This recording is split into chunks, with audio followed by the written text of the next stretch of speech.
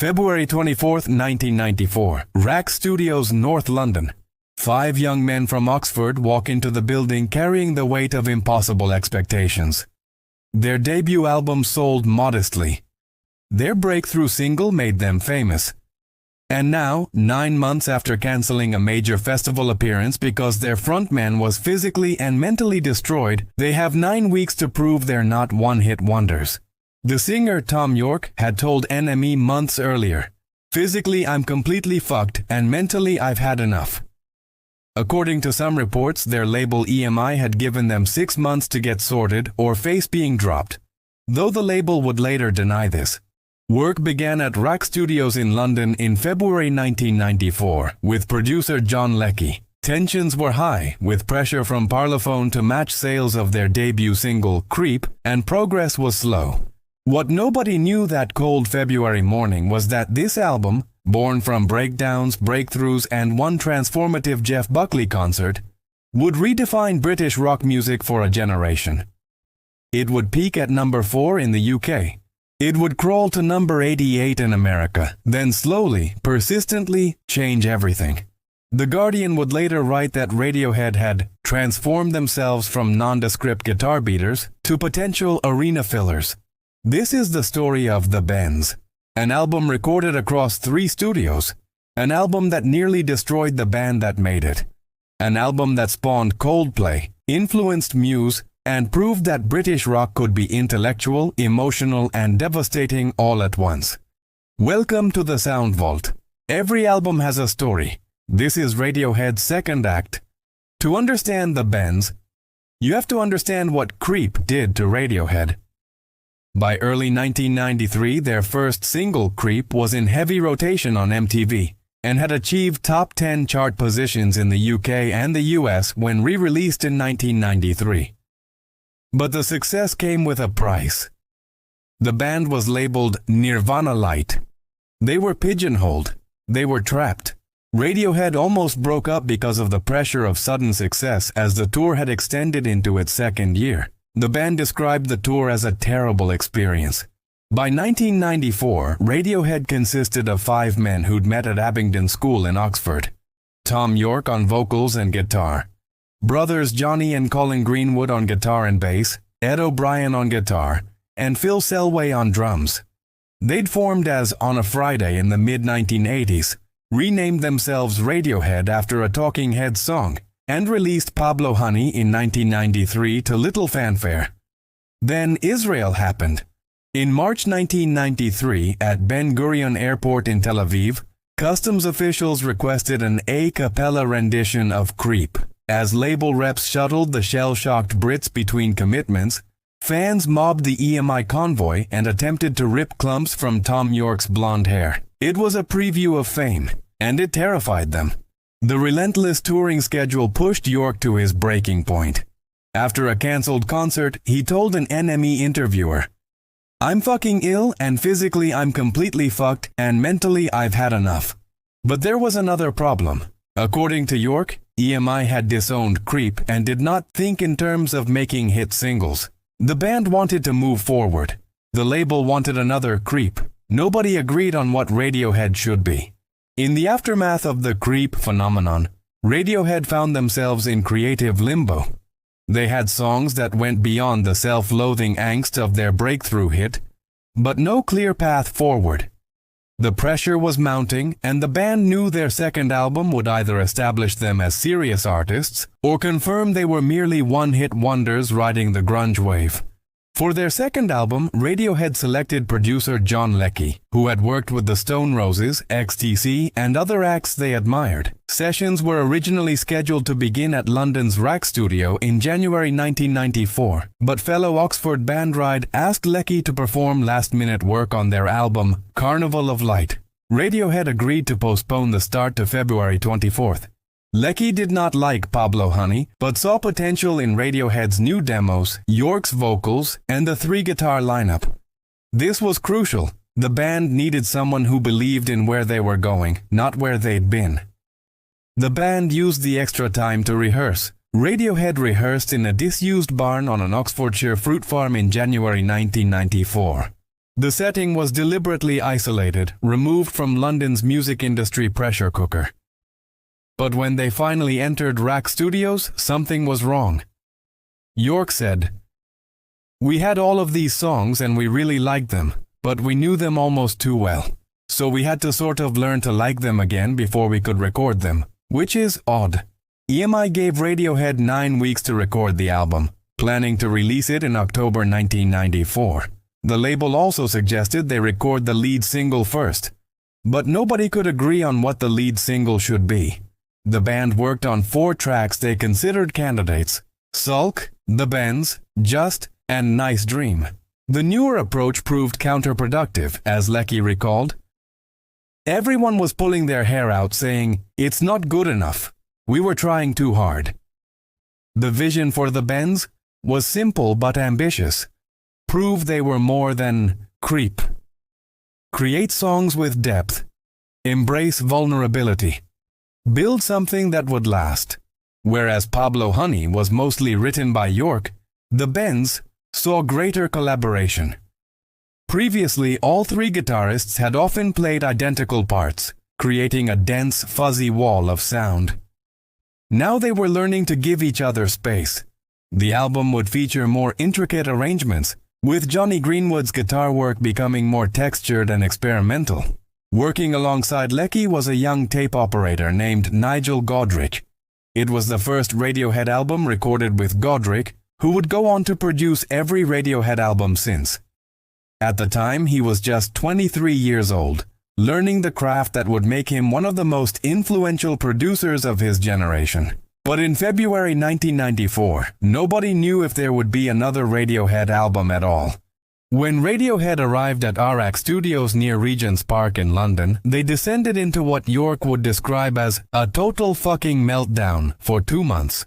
The recording process slowed down further as guitarist Jonny Greenwood experimented with several rented guitars and amplifiers in order to find a really special sound for his instrument, despite Leckie's belief that he already had a good one. Greenwood's perfectionism would become legendary, but at this stage it was causing serious delays. York would arrive at the studio early and work alone at the piano. According to Leckie, new songs were pouring out of him. But getting those songs onto tape was torture. According to Leckie, whenever a record company representative or the group's management came to check on the record's progress, the band would have to show them a drum sound or something. The creative process was being interrupted by commercial concerns at every turn. Then came Fake Plastic Trees. The song emerged from York one day in the studio. The guitarist Ed O'Brien likened one early version to the Guns N' Roses song November Rain, saying it was pompous and bombastic, just the worst. They couldn't crack it. Different arrangements led to dead ends. Leckie was becoming concerned. He'd already pre-booked string players to overdub the next day. In September 1994, Leckie suggested that Tom and the group leave the studio and go see a performance from Jeff Buckley over at London's The Garage. What happened next changed everything. At the Buckley show, York, Colin Greenwood, and Leckie were utterly captivated by this young American's expansive emotional range and the sheer power that just one individual could conjure via a guitar and voice. Buckley performed with raw vulnerability, his voice soaring into falsetto without embarrassment or restraint.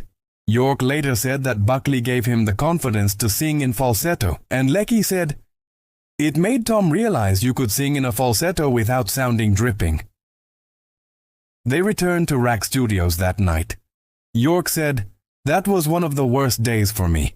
I spent the first 5 or 6 hours at the studio just throwing a wobbly. I shouted at everyone, and then John Leckie sent everybody else away.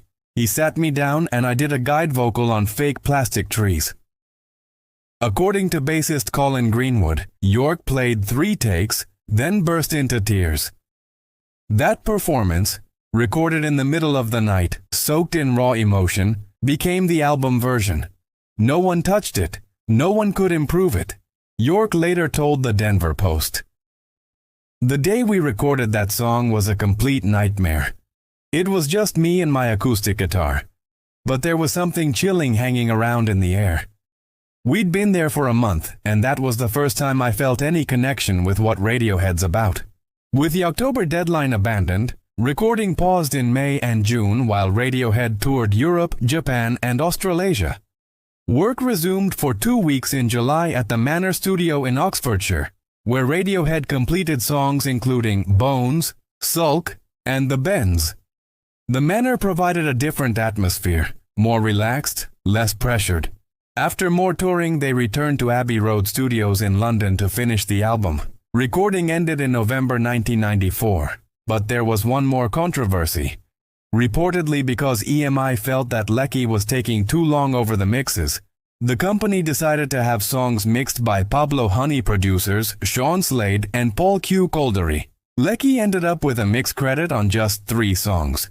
Leckie would later tell NME, "Oh, the final mixes are a bit brash. They're kind of, zing, look at me," which I didn't think the band wanted. But Radiohead, it turned out, weren't necessarily opposed to selling millions of albums. They needed the album to succeed, not just artistically but commercially. The recording of The Bends coincided with one of the darkest periods in Radiohead's history. During the Bends period, Melody Maker ran an article which suggested York would be the next rock and roll martyr or suicide. The British music press was placing bets on when he would crack. For a young man already struggling with the pressures of fame, this kind of coverage was devastating. This was followed by tours of the UK, Thailand, and Mexico. In Mexico, the band members had a major argument. York said, "Years of tension and not saying anything to each other, and basically all the things that had built up since we'd met each other, all came out in one day. We were spitting and fighting and crying and saying all the things that you don't want to talk about." But strangely, this breakdown became a breakthrough. York continued, "It completely changed and we went back and did the album and it all made sense. The tour gave Radiohead a new sense of purpose and their relationships improved. They realized they could either implode or evolve. They chose evolution. The pressure from EMI never let up." The band had been given 9 weeks to record the album, with an October 1994 release date. No one could agree on what the lead single should be. When that deadline passed, tension mounted. The label wanted hits. The band wanted art. The compromise would define their career. York said in an interview around this time, "There's always this feeling that you're this extension of the Coca-Cola thing," putting his finger on that vague sense of identity loss. The commodification of their music felt like a betrayal of everything they stood for. Recording Street Spirit, Fade Out, provided a moment of clarity in the chaos. York later said, "If I ever forget why I started this as a career, then that's why I started. We spent a day going round in circles until I was thinking, this is never going to happen. Then suddenly something happened, and I was transported to a place that I'd been willing myself to be in for months on end." About Street Spirit, York said, "It was written around the time of my iron lung, and was one of those songs that completely wrote itself. It was all coming out of this one riff." The song was inspired by Ben Okri's novel The Famished Road, a haunting tale about a spirit child in Nigeria. York would later describe Street Spirit as their purest song, but also their most hopeless. There was no redemption in it, no light at the end of the tunnel, just acceptance of darkness. For the album artwork, York and artist Stanley Donwood, their first collaboration, entered John Radcliffe Hospital in Oxford with a video camera to film an iron lung, but found it visually boring. Instead, they filmed a CPR mannequin, displayed the footage on a television set, and photographed the screen. They stretched the image to distort it and exaggerate the expression. The cover became iconic, a face contorted in silent agony. It was the perfect visual representation of what making the album had felt like. The Bends, the painful condition divers experience when ascending too quickly from deep water. The pressure differential can kill you. The Bends was released at the height of Britpop, when the British music charts were dominated by bands such as Oasis and Blur, and initially made little impact. It was released in Japan on March 8, 1995 by EMI, and in the UK on March 13th by Parlophone Records. The timing couldn't have been worse, or better, depending on how you looked at it. Britpop was celebrating working-class swagger and cool Britannia. Radiohead was exploring anxiety, alienation, and existential dread. They were swimming against the tide. The album reached number 4 on the UK Albums Chart. Respectable but not spectacular. In America, the reception was even more muted. The album debuted at the bottom of the US Billboard 200 and reached number 88 on April 20th, almost exactly a year after its release. Critical reception in the US was mixed. Rolling Stone gave it a lukewarm review. Spin magazine's critic gave it 5 out of 10, dismissing it as a band afraid to be pigeonholed into the only style they were good at. American critics didn't know what to make of this emotionally raw, guitar-driven record that refused to follow grunge's blueprint. But in the UK, the response was different. The Guardian critic Caroline Sullivan wrote that Radiohead had transformed themselves from nondescript guitar beaters to potential arena fillers. The grandeur may eventually pall, as it has with U2, but it's been years since big bumptious rock sounded this emotional. Q magazine described the Bends as a powerful, bruised, majestically desperate record of frighteningly good songs. Enemy praised it as a classic and the consummate, all-encompassing, continent-straddling 90s rock record. The singles told the story of slow-building momentum. My Iron Lung was released as an EP in 1994. The double A-side High and Dry Planet Telex, Fake Plastic Trees, Just, and finally Street Spirit Fade Out followed throughout 1995. Street Spirit, released in January 1996, reached number 5 on the UK singles chart, surpassing Creep and demonstrating that Radiohead were not one-hit wonders. It was validation they desperately needed. Radiohead toured relentlessly to support the album, but the real breakthrough came from an unexpected ally. Radiohead were invited by Michael Stipe to support REM on the European and American legs of their Monster Tour in July and August 1995. For York, it was surreal. In his tour diary, he wrote, "First gig with REM. Mr. Stipe comes in before the show to say hello. Hi, I'm Michael. I'm really glad you could do this. I'm a very big fan. Wonder how many times I will run this through my brain after today." The REM tour exposed Radiohead to massive audiences across Europe and America. Night after night, they played to arenas filled with 15,000 to 20,000 people. By October 1995, at the last show supporting REM at Meadows Music Theater in Hartford, Connecticut, REM came out with champagne to celebrate. But it wasn't just Michael Stipe who championed them. Interest from influential musicians such as REM vocalist Michael Stipe, combined with several distinctive music videos, helped sustain Radiohead's popularity outside the UK. Fake Plastic Trees was used in the 1995 film Clueless and introduced Radiohead to a larger American audience. The acoustic version in the film, where the shallow main character dismisses them as whiny, somehow worked perfectly. It became a cultural moment. Cool kids discovering something uncool that was actually profound. According to MTV host Matt Pinfield, record companies would ask why MTV kept promoting the Bends when it was selling less than their albums. His reply was, "Because it's great." York thanked Pinfield by giving him a gold record of the Bends. The album's US sales slowly improved. On April 4, 1996, the Bends was certified gold in the US for sales of 500,000 copies. Though it remains Radiohead's lowest charting album in the US, it was certified platinum in January 1999 for sales of 1 million. The Bends influenced a generation of British and Irish acts, including Coldplay, Keane, James Blunt, Muse, Athlete, Elbow, Snow Patrol, Codaline, Turin Brakes, and Travis. Chris Martin of Coldplay has cited The Bends as one of the most important albums in shaping his approach to songwriting. The album's impact on British music cannot be overstated. It arrived during Britpop's peak, when Oasis and Blur dominated, but carved out its own identity. Where Britpop celebrated swagger and working-class identity, The Bends explored vulnerability, alienation, and anxiety. In 2017, Pitchfork credited songs such as High and Dry and Fake Plastic Trees for anticipating the airbrushed post-Britpop of Coldplay and Travis, and argued that the Bends presented a transition from Britpop to the more feminine, emotionally engaging music that would emerge in the UK a few years later, led by OK Computer.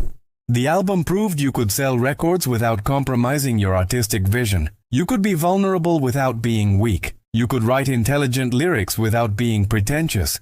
The Bends became the blueprint for an entire generation of British bands who wanted to be both commercially successful and artistically credible. Unlike many legendary albums, The Bends was not mired in major scandals or lawsuits. Its controversies were internal. Battles between band and label, arguments over mixing, and the constant pressure of expectation. The biggest controversy was philosophical. Was the Bends a betrayal or an evolution? Some Radiohead fans would later look down on the Bends as an inferior precursor to OK Computer and Kid A. The more experimental fans dismissed it as too straightforward, too rock, too accessible. This criticism would intensify as Radiohead moved toward electronic experimentation. But for York, the real controversy was how his lyrics were interpreted. The lyrics to songs on the Bends, particularly those of My Iron Lung, were cited in the British music press as an example of York's alleged depression. The media narrative became tortured genius on the brink of collapse. Several critics interpreted the lyrics of the Bends as commentary on the success of Creep, which had led the media to label Radiohead as a one-hit wonder. However, York said the lyrics were intended to be humorous and had been misinterpreted. The irony was lost on most listeners. About Street Spirit, York later said something that revealed the cost of creating music this raw. The Street Spirit is our purest song, but I didn't write it. It wrote itself. We were just its messengers. Its biological catalysts. Its core is a complete mystery to me. And you know, I wouldn't ever try to write something that hopeless. All of our saddest songs have somewhere in them at least a glimmer of resolve. Street Spirit has no resolve. It is the dark tunnel without the light at the end. He added, I detach my emotional radar from that song, or I couldn't play it. I'd crack. I'd break down on stage. There was also tension over how the album was marketed. Radiohead resisted pressure from Capitol, the US subsidiary of EMI, to remix Fake Plastic Trees for the American market. York said at the time, if it doesn't get on the radio the way it is now, then I don't think it's going to get on the radio at all. The band was learning to say no, to trust their instincts, to make music on their own terms, even if it meant slower commercial success. This stance would define their career, from refusing to make music videos to releasing In Rainbows as a pay-what-you-want download. The mixing controversy with John Leckie also lingered. Some fans and critics felt the final mixes were too polished, too radio-friendly. Leckie's vision had been slightly more raw, more experimental. But EMI's decision to bring in Slade and Caldery resulted in a more commercial sound that ultimately helped the album reach a wider audience. 30 years later, The Bends stands as one of the most influential rock albums of the 1990s. Writer Nick Hornby wrote in 2000 that, with The Bends, Radiohead found their voice. No other contemporary band has managed to mix such a cocktail of rage, sarcasm, self-pity, exquisite tunefulness, and braininess. In 2001, Uncut wrote, "This dark masterpiece was a massive leap forward from Pablo Honey. Beyond the typically fraught, lurching guitar anthems, it boasted grace and grandeur, epic soundtracks, and programmed rhythms." The album appeared on countless best-of lists. In 2006, The Bends was voted the 10th greatest album in a worldwide poll organized by British Hit Singles and Albums and NME. In 2006, it was included in a list of 50 albums that changed music published in The Observer. In 2012, Paste named it the 11th greatest album of the 1990s. In 2017, Pitchfork named The Bends the 3rd greatest Britpop album, though calling it Britpop always felt reductive. In 2020, The Independent named it the best album of 1995, writing, "Downbeat, melancholic, yet wonderfully melodic and uplifting." The band stood apart from Britpop and everything else in the storied year of 1995. In 2009, Pitchfork critic Scott Plagenhoff wrote that The Bends was a more approachable and lovable version of Radiohead and remained many fans' favorite album. For all of Radiohead's later innovation, The Bends retained something direct and emotionally immediate.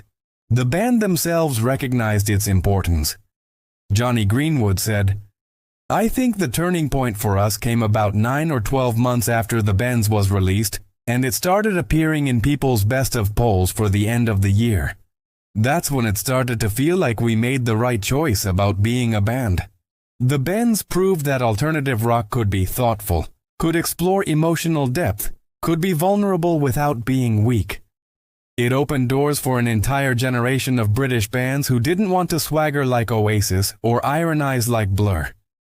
In March 2025, the 30th anniversary of The Bends, Radiohead posted footage of York performing at the Horseshoe Tavern in Toronto on March 28, 1995. The gesture acknowledged the album's enduring significance. Street Spirit, Fade Out, remains one of Radiohead's most performed songs. Its music video, directed by Jonathan Glazer and shot in reverse at 4 frames per second, is considered one of the greatest of the 1990s. The song has been covered by everyone from The Darkness to Peter Gabriel.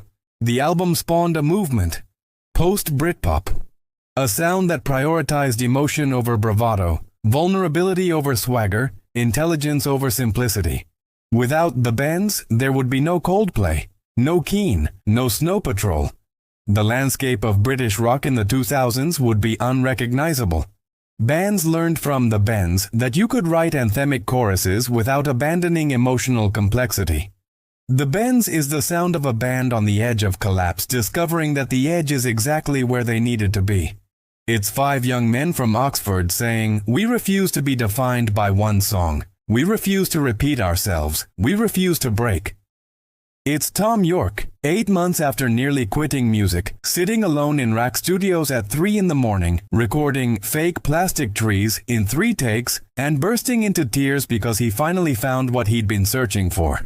It's Jeff Buckley in a small London club, showing Yorke that vulnerability could be strength, that falsetto could be fearless, that art required risk.